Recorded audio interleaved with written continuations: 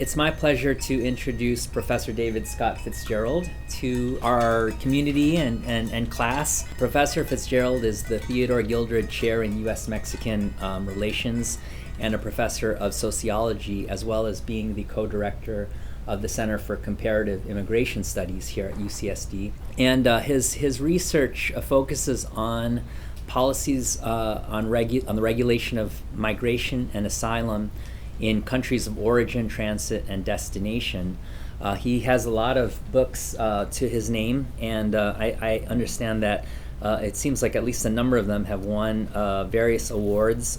His book, Refuge, Beyond Reach, How Rich Democracies Repel Asylum Seekers, published by Oxford University Press in 2019, won the ASA, American Sociological Association International Migration Best Book Award.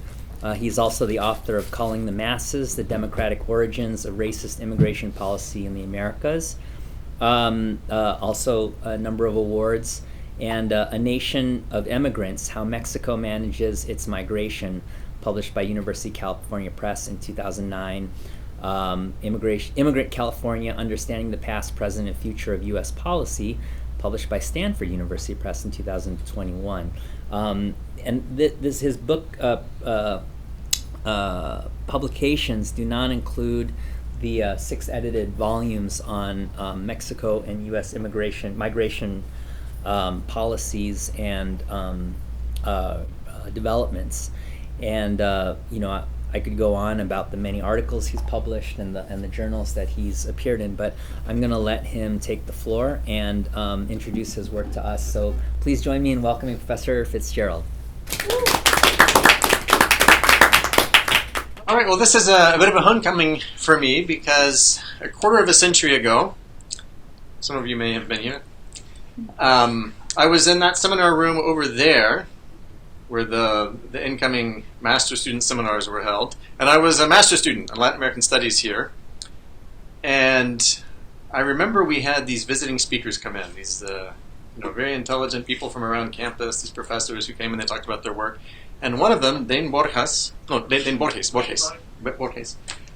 Brazilianist, came, and he talked about this very important figure whom I took to be an important Japanese philosopher, Professor Foucault. He had all kinds of interesting things to say about the state and control and embodiment. And it was only later that I realized, because of my deficient undergraduate education, this was actually not the standard spelling of Foucault. He turned out to be French instead of Japanese, but what did I know? I had never taken a sociology class or any social science classes until I came here. So I bring this up because I've always been grateful to this program as a place to reinvent myself. I started out as a photojournalist. I had a whole career as a photojournalist, and I came here and reinvented myself with an academic cap, and that led to a steady stream of focusing on the academy here, and then at UCLA, and back here for a postdoc, and then eventually a job. But this was really where the renacimiento happened at a personal level. So I always am glad to be back in this room. And somewhere over here, unless they've wisely thrown it out to make room for the new, there's my master's thesis, which was published as a little book. It used to be on the shelf over there somewhere. But today I want to talk to you not about things that I've done in the past, but what I'm working on. I got this nice invitation to not give a formal presentation, but instead kind of show you the sausage-making process of how we do research. So I'm going to talk about this project that I'm in the initial stages of.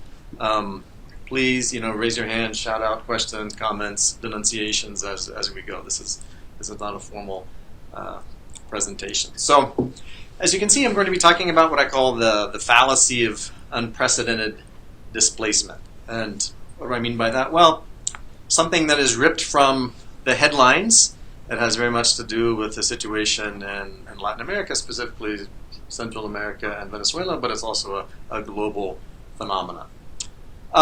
So this fact that everyone knows, fact entre comillas, that everybody knows about forced displacement is that we're looking at the highest levels on record.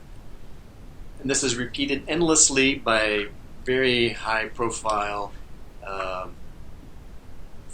thought leaders or institutions including UNHCR, the UN Refugee Agency, the UN High Commissioner for Refugees, that we're now witnessing the highest levels of displacement on record. The International Organization for Migration, which has kind of baptized itself as the UN Migration Agency, repeats the same thing in its annual report. Like the UNHCR, they have an annual report. It's very influential. It's picked up by media around the world. It's picked up by professors who write about these topics and repeat it endlessly. And so in the 2020 annual report, they say that the global data show that displacement caused by conflict, generalized violence, and other factors remains at a record high. And then, as I said, this picked up by the media. So CNN says, yes, this is the world's worst refugee crisis in history, and so on and so forth. And then if you look at the UNHCR Global Trends, which is it's a small book. It's also a PDF that you can download for free on the website. And then they have some other kinds of media uses of it. So this is a grab from the screen of one of their video presentations. And so when you look here at the number of forced migrants around the world, it looks like, you know, some kind of lunar shot, right? So it's starting here in 1950. That's the number there on the far left, if you can't see. Here's to 2021. From practically none, you know, maybe a couple of million in 1951 is the actual date that they have data for. And if you were to bring this out to today, they now say that there are 100 million forcibly displaced as of this year. And obviously, if you're forcibly displaced, it's a big problem for you, whether you're the only one or whether you're one of 100 million or 200 million or 50 million, right? So there's no question about that. But what I'm going to take issue with is this fact that supposedly everyone knows and that everyone thinks is true. Okay, so where does this come from? Well, the UNHCR maintains a database of, in the first instance, people who were considered to be refugees under the UNHCR mandate. UNHCR was founded in 1950 with a mandate to take care of people who are forcibly displaced, and I'll talk about the specific definition in a moment. And then in 1951, there was a convention which has about, I think, 148 signatories around the world. Not all countries, but most countries are signatories to the Refugee Convention, which sets out a legal definition of who is a refugee. And in that legal definition, a refugee is someone who is fleeing persecution, cannot return to his or her country of origin, because if they did, they'd be persecuted because of one of 5 specific grounds: their race, religion, nationality, political point of view, or membership in a particular social group. Okay, so that is who is a refugee. The point is that in this kind of baby blue color here, refugees under UNHCR's mandate, that's this on the graph here. And so those are the kind of classic refugees under the UNHCR mandate. And then you'll see some other categories here. Returned refugees, so these are refugees who were displaced, but then potentially at the conclusion of a conflict, they're able to return to their place of origin. Returned IDPs, these are internally displaced persons. Displaced persons are not covered by the Refugee Convention. Very explicitly, there was a big discussion about whether or not to include them in the Refugee Convention. They're not covered by the Refugee Convention. Some people think they should be, but they're not. I'm not saying that they shouldn't be. I'm just saying that they're not covered by the Refugee Convention. But increasingly, the UNHCR is also interested to include IDPs as people of concern. Then we have asylum seekers. What's the difference between an asylum seeker and a refugee here? These terms are sometimes contested, and they can mean slightly different things depending on your political context. But basically, an asylum seeker is someone who shows up at a country's borders or is inside a country and asks for asylum, asks for a sanctuary, based on the logic that they meet the criteria as laid out in the Refugee Convention for someone who would be persecuted if returned. Okay, IDPs of concern to UNHCR. You see that in yellow? It's responsible for the big growth in this chart. So that's now 2/3 of all of these forcibly displaced people are IDPs. So they're not actually refugees, according to the statutory definition. When I say statutory definition, I mean the convention definition. Then you have stateless persons in green, so people who don't have a state, so like a lot of Palestinians, other groups around the world.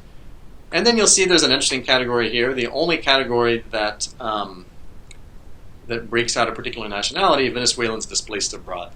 So there was a big debate within the UNHCR as to how to consider Venezuelans a few years ago. Are they refugees or not? That debate was never fully resolved, so they decided just to kind of punt and say, well, Venezuelans who've been displaced. We're not going to say that they're refugees. We're not going to say that they're simply economic migrants. We're going to say Venezuelans displaced abroad. A controversial decision within the UNHCR. Some people think they should have just said, well, they're all refugees, but they didn't. They're separated out in the categories. And this is a very large displacement, right? So this is, one of the 3 big displacements in the world. Okay, so that's who's in this chart. And so you'll see this incredible growth, though. Once you start to decompose that graph that shows the line that was headed, more or less like this, you can see it has different components. And already you should be a little bit skeptical about claims that we're seeing unprecedented levels of displaced people. Why should you be skeptical potentially? Just based on this, even if you don't study this for a living. These internally displaced people, as we'll see, they're showing up here in the 1990s. 1990s, that's not the first time in human history that people were internally displaced. It's the first time that they were put into this database. So that's a very important point, which I'll get to in some detail. Okay, so why is this fact of unprecedented displacement wrong? So I'm going to move this slightly. So the first is that the scale of forcible displacement in World War II was much higher than it is today. And that's true in both absolute levels of displacement, the absolute number of people displaced by war, as well as the percentage of the population. I think the best measure is what is the percentage of the world's population that was displaced. It was 7 times higher in World War II. It was almost 7% of the world's population was displaced by World War II.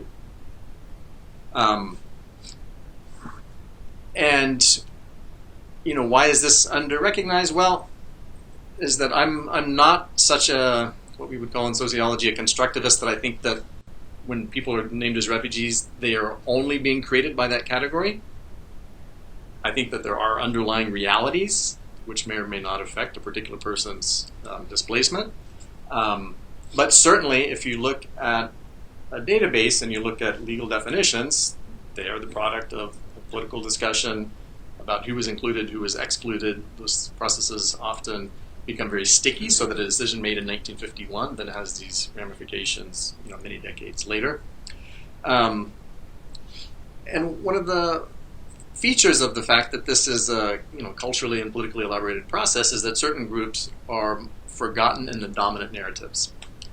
Among these groups that have been forgotten in the dominant narratives, let's say in Europe and North America, is the fact that most displacements in World War II were not in Europe, they were in Asia.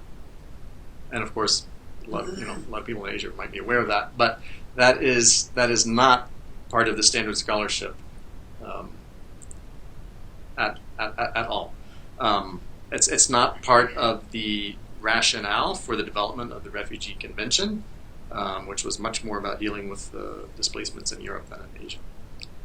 Okay, so concretely, who is left out of this database that I've shown you as a visualization? So anyone before 1951. So this is important because by 1951, almost everybody who had been displaced by World War II had either gone home, or they had been resettled somewhere else, or they had gone to work as a refugee worker in another country. So anytime you see a database that begins after World War II about any topic whatsoever, you should wonder, what would happen if we included World War II? Samuel Huntington, the Harvard political scientist, had this book, The Clash of Civilizations. And he said, if you look at the data, it's simply a fact that that the borders of Islam bleed. And he was saying, the Muslims are disproportionately involved in acts of violence. So a lot of people, didn't like that argument. But if you look at his data set, it's interesting that it begins in like 1946. So anytime, whether you're talking about the economy or politics, culture, think what would happen if you included World War II. Often you don't have modern statistics before World War II systematically across countries about even really basic things now like GDP. So for many of you, even if you don't care about migration, this is going to be an issue. And think, what if you had figures that started, that included World War II before? Okay, then there are these other groups that are excluded for geopolitical reasons. Let's talk about some specific ones. The Refugee Convention gave the parties, the governments that signed on to the convention, the ability to either choose to include Europeans alone or other people outside of Europe. In other words, they were able to say that the convention will only apply to Europeans or it will apply to everyone around the world. So most of the countries actually chose the global definition, but not all of them. So the International Refugee Convention didn't systematically include non-Europeans until 1967, when there was a protocol that was signed by most countries who would sign the convention. This is when Canada and the U.S. actually signed for the first time. The U.S. and Canada never signed the 51 convention at the time, and they became parties in the late 1960s. Bottom line here for our statistics story is that you have a lot of non-Europeans who were displaced before 67 who don't show up in those accounts. As I suggested earlier, internally displaced people weren't included until 1993, beginning with the war in the Balkans and the former Yugoslavia. So pre-1951, we've talked a little bit about World War II, but there have also been enormous displacements long before World War II, including internally displaced persons. So the Taiping Wars in China displaced a population greater than that of Britain at the time. Totally outside any of these accounts. In World War I, the dissolution of the Habsburg, the Ottoman, and the Romanov empires displaced, and people quibble about the statistics, but around 10 million people. Enormous numbers of people. As I said, World War II's displacements were mostly in Asia, much higher percentage of the world's population then compared to now. And then there are other groups that fall outside that database. Probably the single largest group is the more or less 14 million people who were displaced by the partition of India in 1947 when the British withdrew. So why are they excluded? Well, they're excluded because everyone who was displaced had a nationality. They had either the new Indian nationality or the new Pakistani nationality. So, at a personal level, they went through all kinds of tribulations. There are many more people who were killed who never had the chance to be displaced or who were just killed en route. But because they had a nationality, they don't show up in those statistics. That's true of a bunch of other groups of people who, yes, they were displaced, but because they had a nationality, they didn't meet the UNHCR convention definition. Then there were some specific exemptions that were written into the instruments that guided the various agencies during and right after World War II to deal with mass displacements. So one of those very specifically that was written in the Constitution of the International Refugee Organization, that's one of the precursors of the UNHCR, it explicitly excludes ethnic Germans who were forcibly reshuffled around Europe as part of the Potsdam Agreement among the Allies toward the end of the war. At the end of the war. And so this is a very, very large number of people. This is an estimated 12 million ethnic Germans expelled from various other countries, Czechoslovakia, Poland, etc., after World War II. A mixture of people who were imported by the Nazis as settlers and people who had been there for generations. So those are very explicitly left out of the convention. Then there are two other groups that are not excluded by name in the convention, but by a policy, which is that the convention only applies to groups who are not already being aided by another United Nations organization. And there were two large groups of people who were already being aided by another UN organization, beginning with Palestinians, displaced in 1948.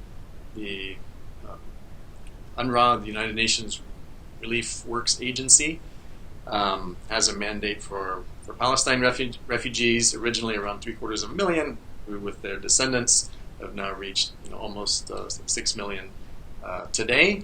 And that mandate is only for Palestinians in Gaza, the West Bank, Jordan, Jordan, Lebanon, and Syria. So that's where the UNRWA has a mandate. If Palestinians were elsewhere and asked for asylum, they would fall under the mandate of the UNHCR. So that's a very large number now. That's one of the largest groups now of UN-recognized refugees who are not in the UNHCR database. Then the other is Koreans. About 4 million Koreans displaced by the war in Korea in the 50s, who were aided by a different agency, the UNKRA. So they're also not in that database. Okay, let's go back to the internally displaced persons. And here, this is taking that graph that I showed you previously and stripping everything out so that you can see how obvious it must be that and the idea of internal displacement was not invented in 1993. It's a category of people that's very hard to count, in part because of definitional issues. What does it mean to be internally displaced? How far? If somebody comes and bombs this building and I move across the street, am I internally displaced? What if I move downtown? What if I move to Santee? What if I move to Phoenix? So that's one issue. Another issue is that because people have been internally displaced, the other governments around the world usually don't care so much, right? Governments care when they're confronted with people who are not their own citizens. Some other reasons. But the UNHCR has had this kind of mission creep where it has tried to embrace more and more populations under its umbrella of populations of concern, and is now in a competition with the International Organization for Migration for resources, for a mandate, for money, political support, donations, etc., to do their thing. So it's one of the stories of any institution is that they compete to survive, and they'll change their mission. First the organization serves the mission, and then the mission serves the organization. And just to point out how massive IDP flows can be, about 95 million Chinese people were displaced by the Pacific War, and it's only because China is geographically so big that there were IDPs rather than refugees, right? They were just moving to other parts of China. Okay, so again, this is the standard image. What if we just add, as I have in this graph here, a handful of examples of large flows that are not included in that database that's underlying the previous graph? And here we're looking at not absolute numbers, but rather the percentage of the world's population that have been displaced. In blue, that's including just 7 revisions that I'll talk about in a second. And the orange is the existing understanding. So, in some years it doesn't make a very big difference, but just including some estimates of internally displaced people in Africa in 1990, you can see a pretty big difference there. Vietnamese IDPs, these are, it's hard to see back there, but anyway, that by several times increases the number of displaced people back in 1975. Germans fleeing from East Germany to West Germany also dramatically increases the percentage of the population, as does Korean War, partition of India, expulsion of ethnic Germans, and then big granddaddy here, World War II. So that's without including a lot of other people who were displaced. So then we get to why. Why is this fact wrong? Why is this fact so widely held and repeated and publicized? And one is, I think, what some people have called methodological presentism. Like a lot of things in the academy. It's a clunky phrase, but it gets at a really important idea, which is this idea that we think that the sky is falling now about any given issue. Sometimes the sky really is falling, but not always. So there's a tendency to think that our problems are so special that they're so much worse than they have been in human history. I see this all the time in discussions about migration. I see this all the time, think about other areas, in discussions of the effects of different kinds of public policy in Mexico, for example. As if it was such a glorious time to live in a small village in Mexico in 1900. Having spent a lot of time in the archives, it was a very difficult place to live in 1900 in small-town Mexico. So, again, I hope that even if you don't particularly have an interest in issues around refugees, migration, and so on, that you'll take away this idea to be skeptical when you hear someone talking about how it's so much worse now than it was before. It might be, me complaining about the music that my 19-year-old daughter listens to because I prefer the boombox, but it might be about something very serious like this. The second is what the Indian scholar Chimney calls the myth of difference. This myth that the classic refugees that the convention was conceiving of and that were dominant in the Cold War were so very different from refugees today. You see this in the newspapers all the time, and you also see it in a lot of academic work. And so the myth is that, well, today we have mixed flows. Mixed flows means two different things that are often conflated. Mixed flows means you have people who have more than one reason to leave. Maybe they're worried about being shot and they would like to have a better lifestyle, have a better paying job. Or mixed flows in the sense that you have some people who really are primarily motivated by political persecution, say, and other people who really are motivated primarily by wanting to have a higher salary, and they're traveling together. So two different ideas of mixed. So the myth of difference is, well, that's a new phenomenon. That's not a new phenomenon. If you go back into I'll first tell you what the myth is and then why we should debunk that. And they juxtapose that with the good old days of the dissident from Eastern Europe who flees to the West seeking political freedom. But we know, if you go back and you actually look at, say, CIA reports and West German reports where they interviewed people who hopped across the border or who tunneled under the Berlin Wall and so forth, why did you move? The vast majority were not political dissidents. The vast majority saw an opportunity to have a much better life if they were able to escape. And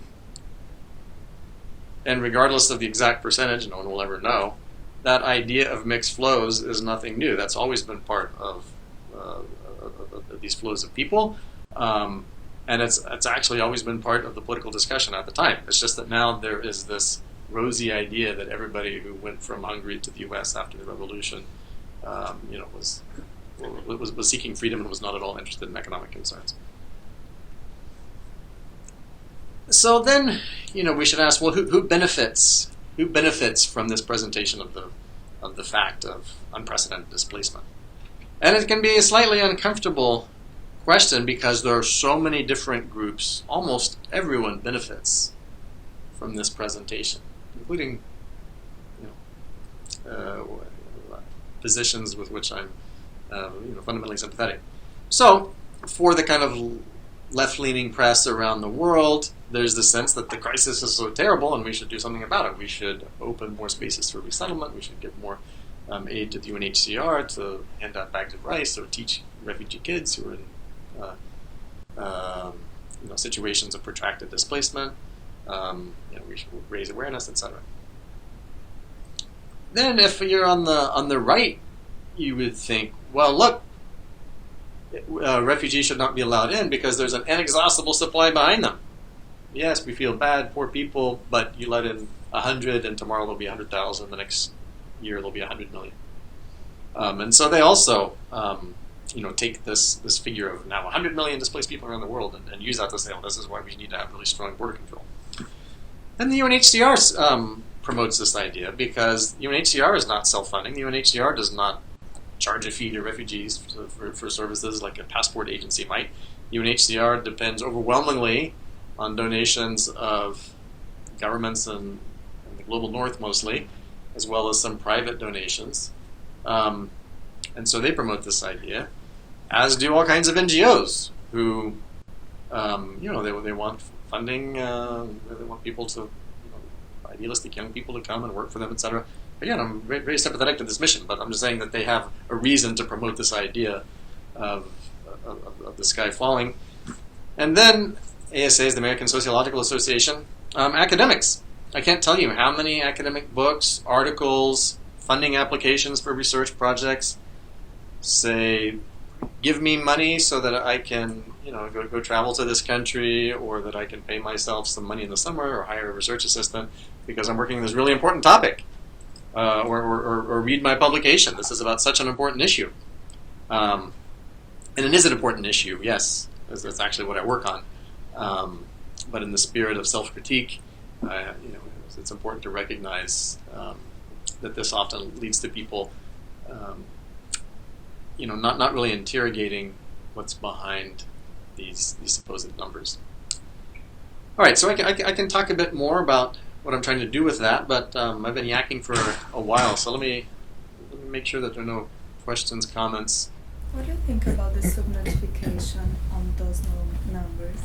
People not reporting the exactly amount of refugees on each country.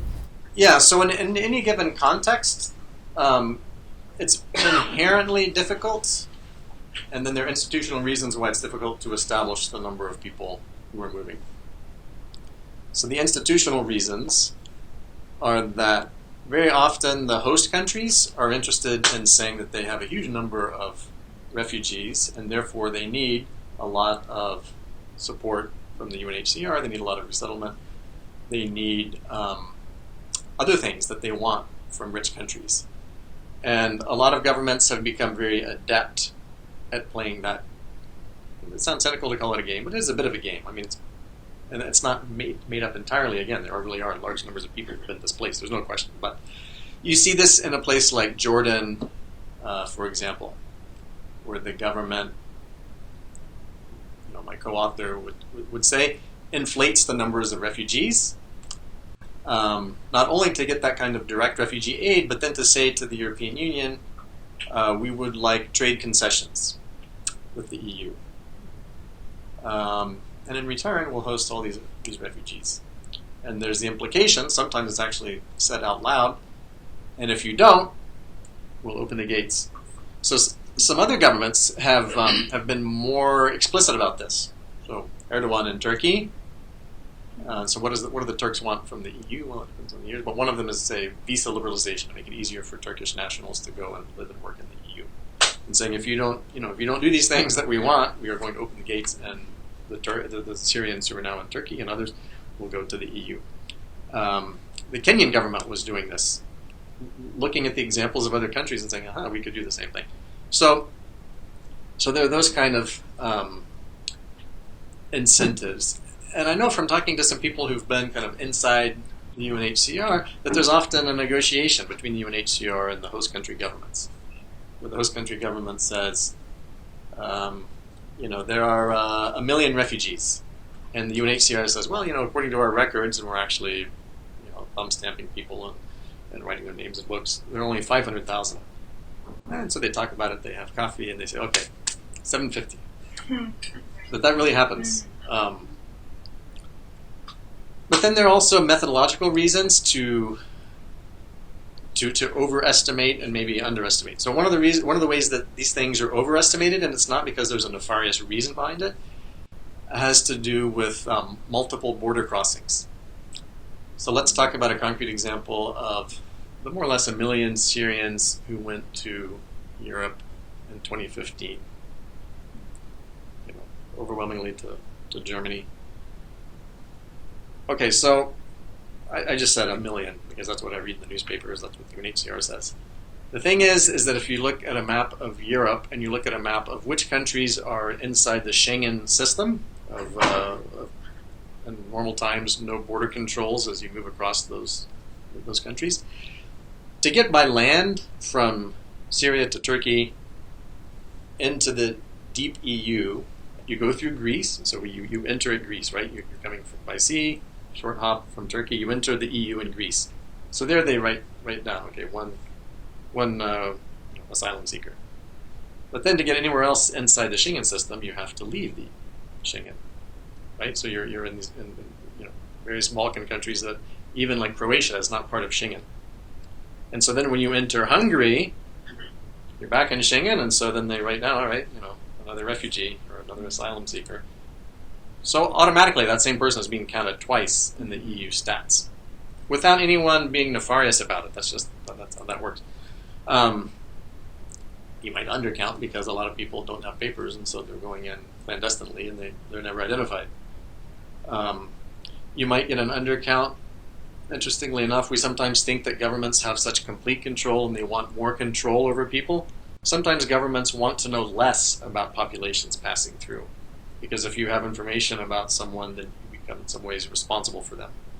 This was a big issue in Italy in particular. Without getting into all the details in this Latin American Studies seminar on EU asylum policy, the general principle in the Dublin system in the EU is that if you don't apply for asylum in the first EU country you enter and you go on and you apply somewhere else, that other government deep inside Europe, say Germany, Sweden, can send you back to the first EU country that you enter. So that sets up an incentive. When asylum seekers have arrived in Italy, they're not always fingerprinted and their fingerprints put into this EU-wide Eurodac system, because the Italians then don't want to have to take back somebody deported from Germany. And especially early on in the crisis, they figured accurately, most people didn't want to go to Italy. They wanted to go to Germany, or they wanted to go to Sweden, somewhere else.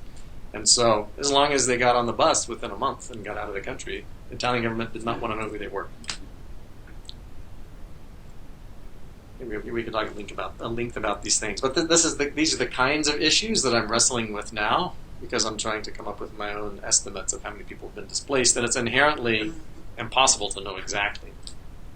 None of these numbers that I've been talking about here are about climate-related migration generally, but this is a fascinating issue. So you may read in the newspapers, by 2050 there will be 200 million, 500 million, 1 billion people who move as climate refugees. These numbers have all been made up just whole cloth and I'm not saying that people won't move because of climate in part. I think a lot of people will move in part because of climate change. But those numbers are totally manufactured. They have never been through peer review. They're produced in what we call white papers. And there have been a couple. The most famous one, the references are out of the book that I just published that came out a couple of weeks ago. I could send anybody who cares. Some guy came up with a number, which he really did just pull out of the air, to use a generous metaphor. And he said, we're going to have, 200 million. And then another NGO said, climate change is getting worse. Let's call it 400 million. And those are the numbers that are used in the New York Times all over the place. They're pulled out of thin air. They've never been through peer review. And it's one of the issues there is that people move for highly complex reasons, and that climate change becomes deeply entwined with a bunch of other issues. And it's not hypothetically in the future. I mean, our own fieldwork with people from UCSD and various universities in Mexico on migration from Mexico to the U.S., you can see a lot of it has to do with changes in climate or environment, broadly speaking, with desertification, loss of topsoil in a place like Oaxaca. You see the topsoil just disappearing in front of your eyes. You can't grow anything in these areas. I'm not saying all of Oaxaca, but I mean particular areas. You can see where someone used to have a farm, and then all of the topsoil just blew off, and maybe the next guy has a farm in his lot, but in this parcel, it's impossible. Or in Yucatan, after one of these communities where we worked in, where after hurricanes, we charted systematically. After a big hurricane came through, you had a spike in outmigration. No great surprise. Why did people from Oklahoma move here in the 1930s to California? It's because of the Dust Bowl. So, yeah, this is a big issue. But I'll give you one more point to take away is slightly, less commonly discussed is the fact that environment and climate have always been important pull conditions. Like the vast majority of overseas European migrants in the 19th, early 20th centuries, they went to a narrow band of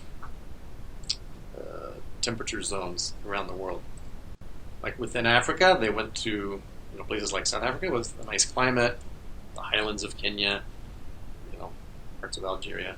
There was never mass European movement to places that are super hot. To the distress of governments in Latin America who tried to do that, right? Every government in Latin America tried to import European immigrants. And some were successful and some weren't. There's a book I wrote called Culling the Masses about this. They all tried, and the ones with a really hot climate were not able to do it. I'm not saying it was only because of the hot climate, but that was part of the reasons that, why did people go to Argentina? And even within Argentina, they didn't go to Patagonia. I've worked in the archives in Argentina. They spent so much effort trying to get Europeans to move down to Patagonia. They didn't want to go to Patagonia. It's too cold. They wanted to live in the San Diego of Argentina, right?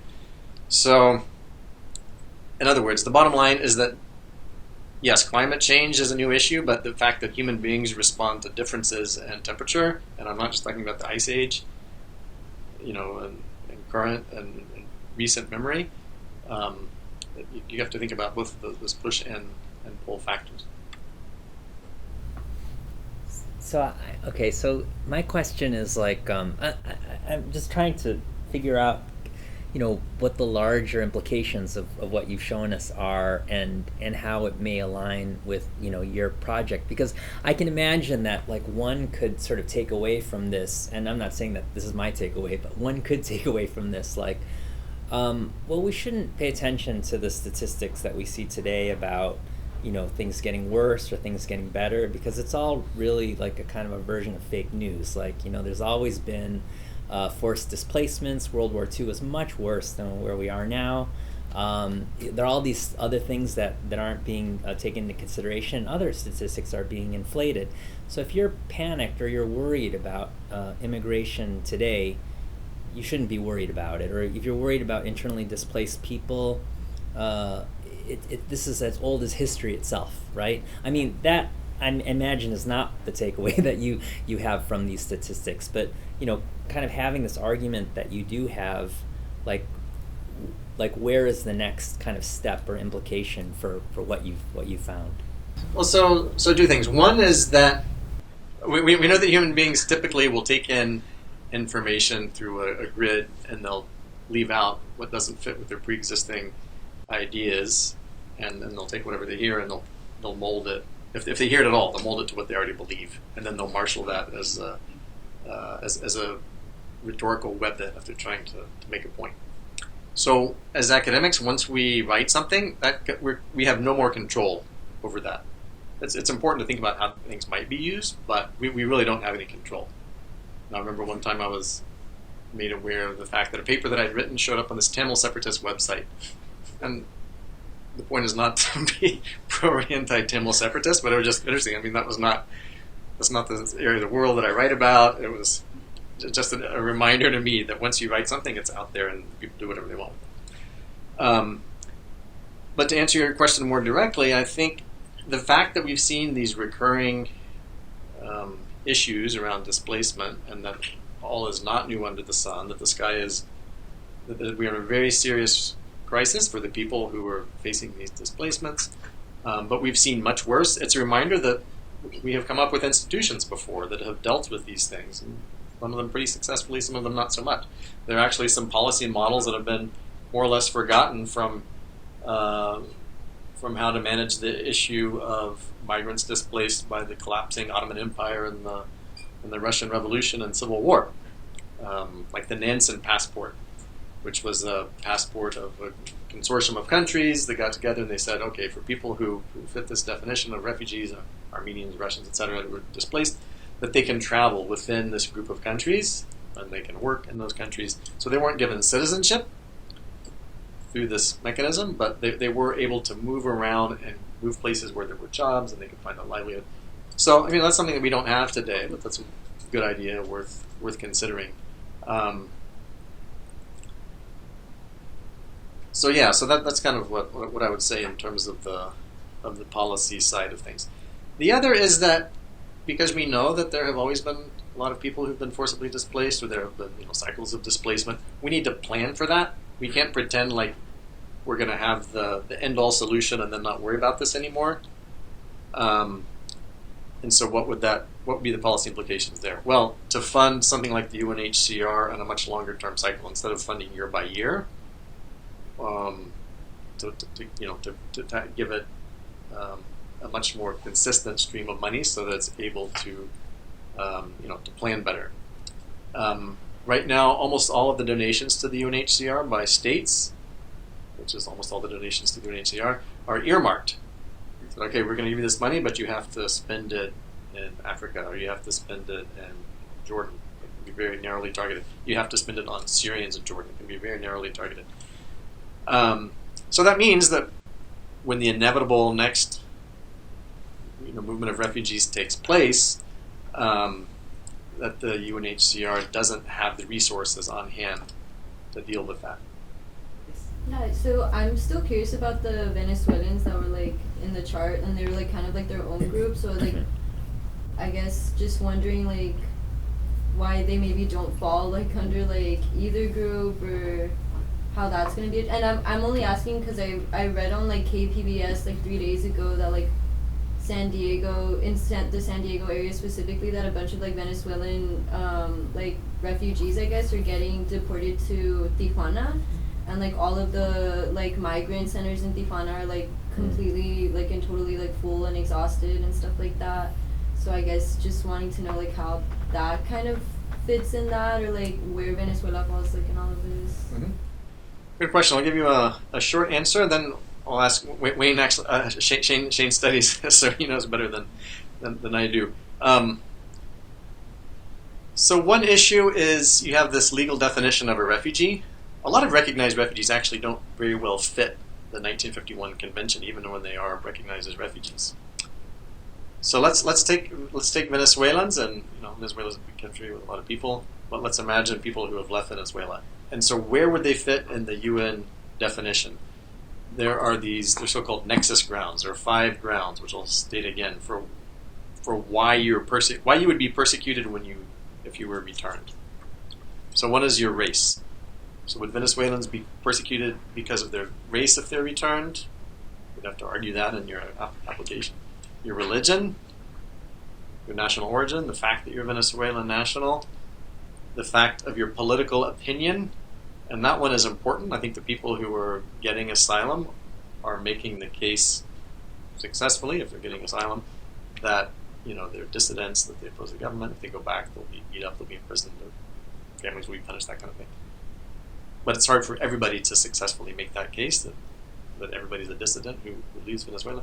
And then the other one, it's a tricky category called membership in a particular social group, which was introduced by the Swedish delegation in 1951 as sort of ambiguous category. There's been a lot of litigation around that. It's the most dynamic of all these categories. But there's some other features of that, and how that's applied varies country by country. It has to be a category that you can't easily change. It has to be a category that has meaningful social consequences. Governments don't want to make that too broad. They don't want to have that apply, say, to all women, for example. So anyway, so part of it is that the UN Refugee Convention was deliberately not meant to apply to all people in distress, and it doesn't apply to people fleeing war even. Like you'll notice in those categories, you don't get people who have fled a war. Now, there might be something else about them that would apply to them. There are other instruments, there are other countries, groups of countries, including in Latin America, that have a broader definition. Basically, many countries in Latin America, many countries in Africa have broader definitions of what constitutes a refugee, which includes things like war, generalized disorder. In the Venezuelan situation, to most people of reading, it clearly fits that.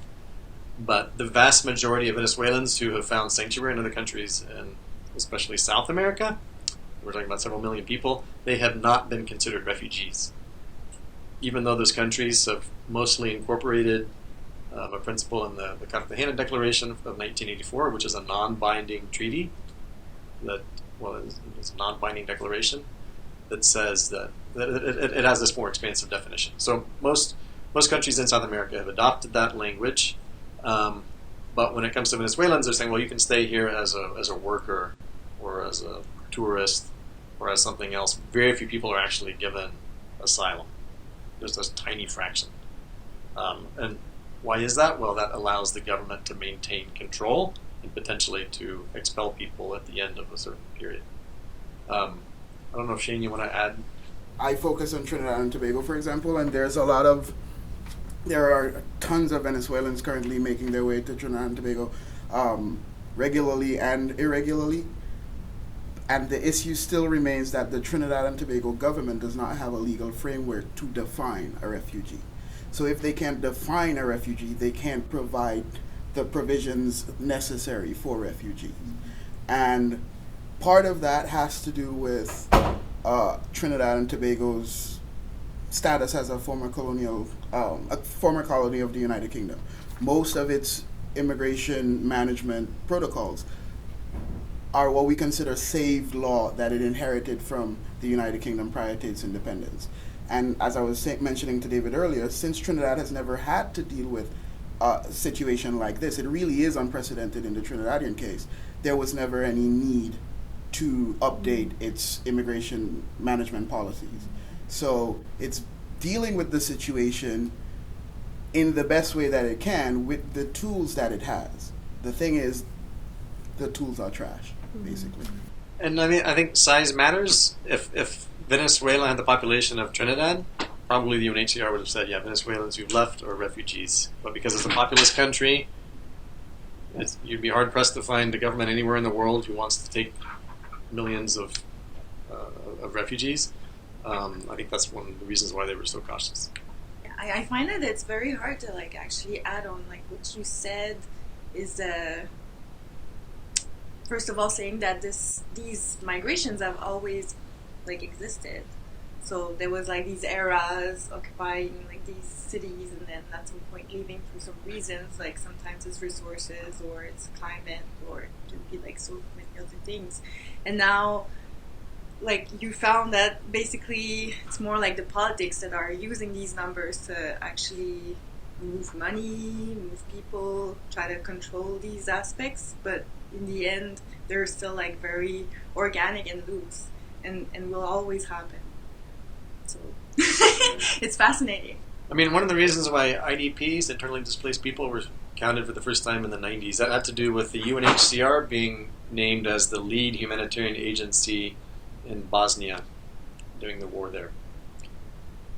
So, why were governments interested in funding the UNHCR in Bosnia? Well, I think there's more than one reason. We don't have to go with the most cynical reason. So, there were probably governments that were worried about people starving under siege and things like that. But they also didn't want everybody in Bosnia to go to Europe. And there are already a lot of migrants going to, again, Germany, Sweden.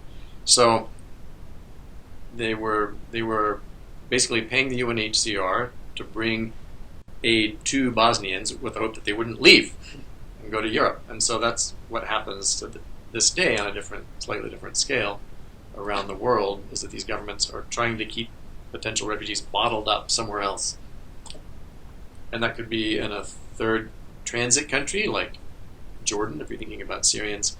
But increasingly, it's also people who are displaced internally. So the UNHCR has a huge operation within Syria. Right? The figures in Syria are so bad, it's hard to sometimes recall them. But is it a third of the Syrian population has been displaced? Incredibly displaced, whether internally or outside. Anyway, the UNHCR is constantly bringing in, bags of rice and tents and educating clinics, doing all of that stuff that the UNHCR does with its implementing partners inside Syria. They did the same thing inside Iraq. And I'm not saying that's a bad thing. I'm just saying one of the reasons why they're doing that and why they're supported by those governments and it's why they're counting IDPs for the first time is to try to keep as many people as possible from showing up in the global north asking for asylum. David, so if that's the two-pronged approach that the UNHCR takes, and as you articulated in your presentation, the UNHCR has a boss, why the IOM? Why do we have two major international organizations with responsibility for migration? And how do they differ in function? Yeah.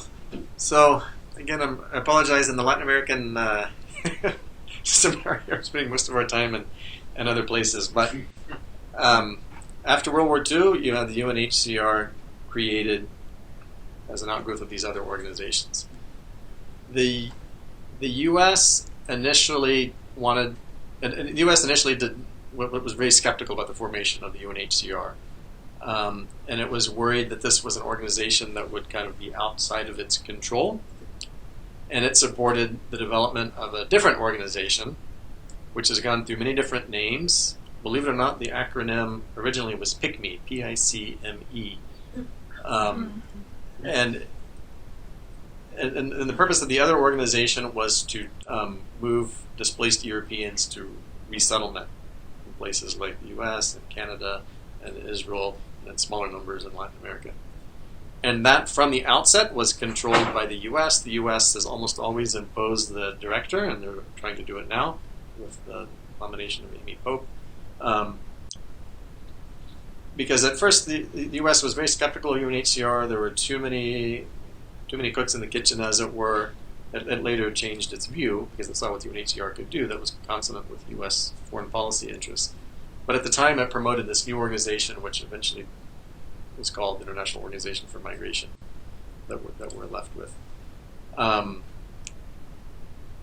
these days the IOM plays a role with displacement. They do many things that have nothing to do with displacement, that have to do with voluntary migration, but they play a role with displacement, primarily with repatriation, and also with when people are resettled under the auspices of the UNHCR, the organization that actually helps them move through the air, right, to actually transport them from a refugee camp, say in Turkey, to Canada. It's the IOM that does that. Well, to bring it back to Latin America, just if I could, in some way, you seem to have a very kind of wide knowledge of the way that internal displacement takes place all over the world, really. Would you say that there is anything in particular, particularly either unique or singular about internal displacement as a phenomenon in various parts of Latin America that can be distinguished from the larger kind of set of reasons that you've shown for internal displacement throughout the world? Or would you say that really the cases that you look at in Latin America conform to the general pattern of displacement really pretty much everywhere else? Yeah, that's a great question. Because my colleague from history is here, I'm never going to say that anything is unique. That's always a dangerous word to use in history, if nothing is unique. I suspect that the patterns of displacement, to be serious though, I can't think off the top of my head about something unique. What I can say is something about the policy responses. And here there's a big Latin American story which is missing in almost all accounts, even of people who specialize in international refugee law, which is the vanguard role played by Latin America in the development of legal policies around both territorial asylum and diplomatic asylum, going back to the 1889 Treaty of Montevideo, which was, I think, 6 countries in South America, but it expanded over time, and there were a bunch of other conventions, with an expanding group of countries until it was basically all countries in Latin America by the 30s. So I mentioned diplomatic asylum and territorial asylum. Territorial asylum is what I referred to before, where someone shows up at your border or is already inside the country and they ask for asylum. They're inside the territory or at the territory. There's a different version of asylum that has been especially common in Latin America. That's in that 89 convention that actually gives... this is a binding convention, and it makes the governments that have signed on to it, the parties, state parties, obligated to provide asylum in these cases, even though they don't in practice, of course. They're discretionary about it. But diplomatic asylum is where someone shows up at a diplomatic premise, like an embassy or a consulate in another country, or a military base controlled by that foreign power, or say a ship or an aircraft controlled by that foreign power. So we can, for the purpose of our discussion of Latin America, we can strip out the stuff about military bases and equipment and just look at diplomatic facilities. And there have been a number of times in Latin American history where that has been an extremely important mechanism for the resolution of conflict, because elites know that they have an exit,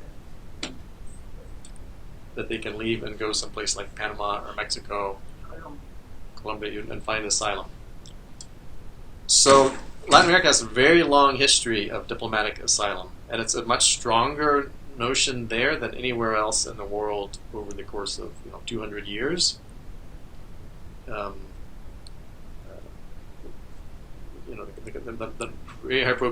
very high profile people have used that. You can think about Noriega hiding out in the Vatican embassy also, right? In Panama is an example of that. Snowden, that's an example of diplomatic asylum. Anyway, there are various examples that we can think of. But that system in Latin America, so Latin America was the vanguard. It's not recognized as such by these scholars who should, but it was long before, 30 years before you had a similar system in Europe. But that system was designed for a small number of elite politicians, basically, who have fallen out of grace. It was not designed for large numbers of people displaced by conflict, which is why when the civil wars broke out or heated up in the 1980s and a lot of people left El Salvador and Guatemala, there wasn't a strong legal mechanism in place to deal with that. And Cartagena was an outgrowth of that fact. It was actually pushed by the UNHCR to have a mechanism to deal with large numbers of people and not just the elites. I think we've kept Professor FitzGerald for a long time on the stand. So let's give him a